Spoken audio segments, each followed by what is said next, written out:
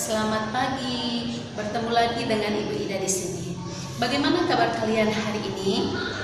Ibu berharap semoga kita semua tetap berada dalam lindungan Tuhan. Baiklah anak-anak, Ibu akan selalu mengingatkan sebelum memulai aktivitas, sebelum memulai pembelajaran, Ibu akan tetap ingatkan anak-anak harus memulainya dengan doa. Karena doa sudah merupakan kewajiban kita. Doa sama halnya itu seperti napas bagi orang percaya. Nah, baiklah anak-anak, hari ini kita akan masuk ke pembelajaran kita. Kita berada di tema 1, subtema 2, pembelajaran 1. Dengan muatan yang pertama ada IPA, perkembangbiakan hewan, dan yang kedua ada muatan IPS, yaitu kegiatan ekonomi di negara-negara ASEAN. Baiklah anak-anak, kita akan mulai materi pembelajaran kita hari ini. Anak-anak ibu, negara-negara di Asia Tenggara memiliki banyak jenis hewan. Beberapa di antaranya ada yang dijadikan sebagai makanan, simbol negara, atau dijadikan binatang peliharaan. Seperti hewan ini, gajah putih misalnya. Gajah putih dianggap suci oleh beberapa negara di Asia Tenggara seperti Myanmar, Kamboja, dan Thailand. Ada ikan tuna.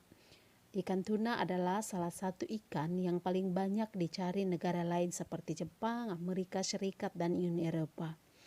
Ada juga burung takur dahan yang hidup di Malaysia. Hewan ini termasuk hewan yang dilindungi oleh negara Malaysia. Nah anak-anak, sama halnya seperti tumbuhan yang sudah kita pelajari pada subtema 1, hewan juga memiliki kemampuan berkembang biak.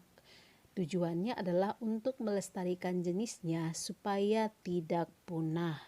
Secara umum, ada 2 macam cara perkembangbiakan hewan, yaitu perkembangbiakan generatif atau melalui perkawinan dan perkembangbiakan vegetatif atau tanpa melalui perkawinan. Tapi untuk pertemuan kali ini kita akan mempelajari perkembangbiakan hewan generatif atau melalui perkawinan. Perkembangbiakan hewan secara genetik ada 3 macam, yaitu pertama ovipar atau bertelur, kedua vivipar atau melahirkan, dan yang ketiga adalah opovivipar, bertelur dan melahirkan. Nah, ovipar adalah perkembangbiakan hewan dengan cara bertelur. Contohnya burung, unggas, ikan, serangga, amfibi, dan lain-lain. Untuk dapat menetas, telur membutuhkan proses pembuahan. Pembuahan dapat dibedakan menjadi 2 jenis, yaitu pembuahan dalam atau pembuahan internal, dan yang kedua adalah pembuahan luar atau pembuahan eksternal.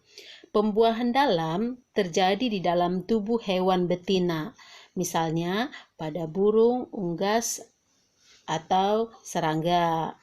Sedangkan pembuahan eksternal atau pembuahan luar terjadi di luar tubuh betina, misalnya pada ikan mas. Ikan mas betina akan mengeluarkan telur dari tubuhnya. Kemudian ikan mas jantan akan membuahi telur tersebut di luar tubuh ikan betina. Selain bertelur, ada juga hewan yang berkembang biak dengan cara melahirkan atau disebut dengan vivipar. Contohnya sapi, kucing, kambing, kuda, dan lain-lain. Pada umumnya hewan yang baru dilahirkan kondisi tubuhnya masih lemah. Itulah sebabnya induknya akan segera menyusuinya. Hewan yang menyusui anaknya disebut mamalia. Sebagian besar mamalia hidup di darat, namun ada juga mamalia yang hidup di laut seperti ikan paus dan lumba-lumba. Mamalia memiliki ciri-ciri utama dibandingkan hewan lain, yaitu 1. Mamalia memiliki daun telinga. Yang kedua, mamalia memiliki kelenjar susu. Yang ketiga, tubuhnya ditutupi rambut dan mengandung kelenjar lemak, kelenjar keringat, dan sebagainya. Yang keempat, memiliki 2 pasang alat gerak, yang fungsinya untuk memegang, berjalan, berlari, memanjat, atau berenang. Nah, perkembangbiakan yang ketiga adalah ovovivipar, yang artinya perkembangbiakan hewan dengan cara bertelur dan melahirkan. Contohnya adalah ular, kadal, ikan pari, hiu, platypus, dan lain-lain. Hewan ovovivipar ini mengeluarkan telur dari tubuhnya. Akan tetapi, telur yang dikeluarkan telah tumbuh menjadi calon hewan baru yang hampir sempurna. Jadi, ketika hewan betina ini bertelur, telurnya akan disimpan di dalam tubuh induknya. Sehingga ketika waktunya telur tersebut akan lahir, telur menetas di dalam tubuh induknya, sehingga akan terlihat seperti melahirkan. Padahal dia bertelur dan melahirkan. Nah, anak-anak, demikianlah pembahasan kita, penjelasan Ibu tentang perkembangbiakan hewan secara generatif. Nah, sekarang kita masuk ke penugasan. Kondisi geografis di Asia Tenggara membantu penduduknya memanfaatkan hewan dalam kehidupan sehari-hari. Ikan banyak dijual dan dikonsumsi. Hewan ternak banyak yang dijual di dalam negeri, bahkan sampai ada yang mengekspornya. Mari kita mengenal potensi ekonomi negara-negara ASEAN. Yang pertama, mari kita mempelajari negara Brunei Darussalam. Negara ini terkenal dengan kekuatan sumber daya alam berupa minyak bumi dan gas alam. Brunei menjadi negara di Asia Tenggara yang memiliki pendapatan per kapita tertinggi karena gas alamnya. Selanjutnya, kita menuju ke Filipina. Filipina adalah sebuah negara kepulauan yang mata pencaharian sebagian besar penduduknya adalah di bidang pertanian.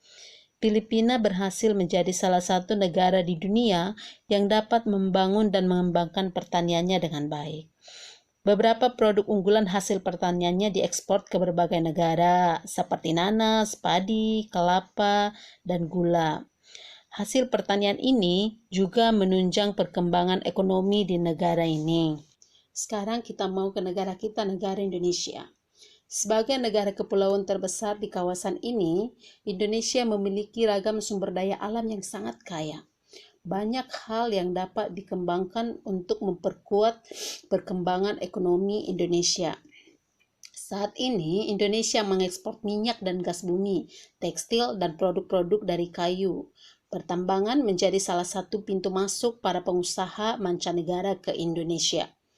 Keindahan alam Indonesia pun merupakan daya tarik yang menjadi sumber devisa negara dari sektor pariwisata. Berikutnya adalah negara Kamboja. Di Kamboja mengalir Sungai Mekong. Daerah di sekitar Sungai Mekong merupakan daerah yang subur. Mata pencaharian penduduk Kamboja adalah pertanian.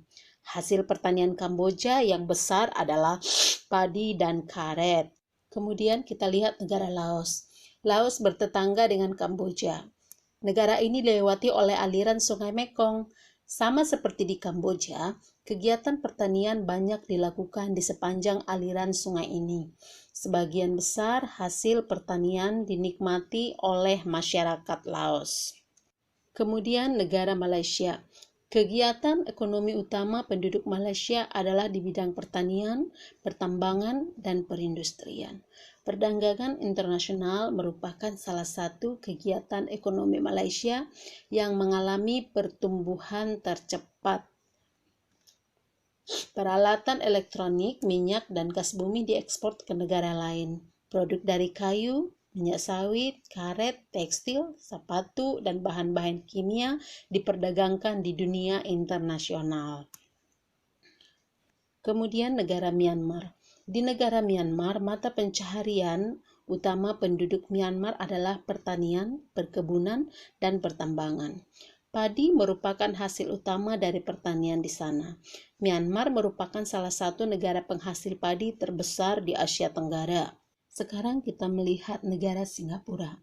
Singapura merupakan negara paling maju di kawasan ASEAN.